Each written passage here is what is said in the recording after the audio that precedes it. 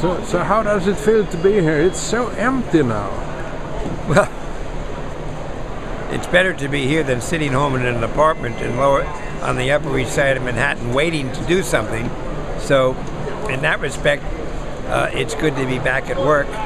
But we are in a bit of an oasis because it's the only building in all of Lower Manhattan that it has electricity. Everything around us is dark. Most of the damage, interestingly enough, was not wind damage, but water damage.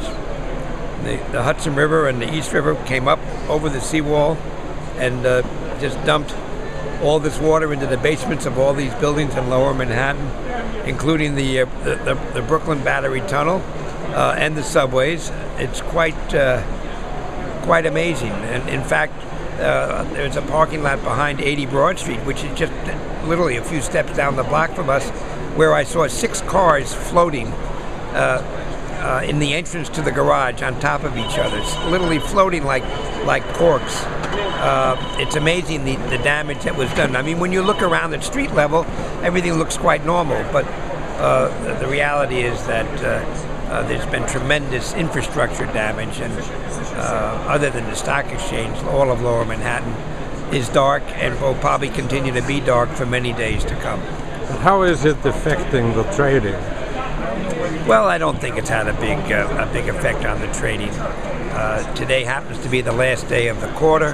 For many financial institutions in the U.S., mutual funds in particular, it's also the end of their fiscal year.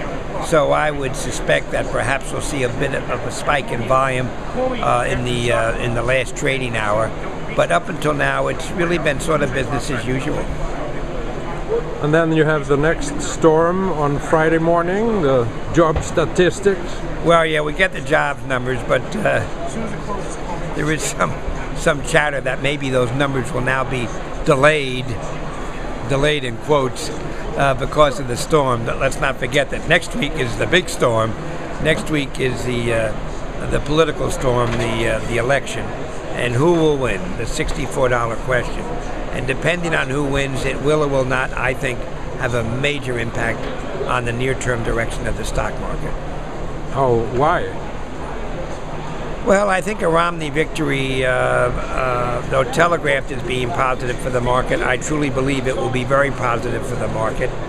Obviously, I have my favorites, and I've not been very good at hiding that over the last 6 to 12 months. But I think a Romney victory will instantly change the psyche, if you will, of the American public and certainly the investing public, because it's more than likely that he will be more business friendly if in fact he is elected. On the other hand, if Obama is reelected, which is certainly a very good possibility, it'll be more of the same, and then the issue will be the fiscal cliff, which is a big deal here, not to be dismissed at any level.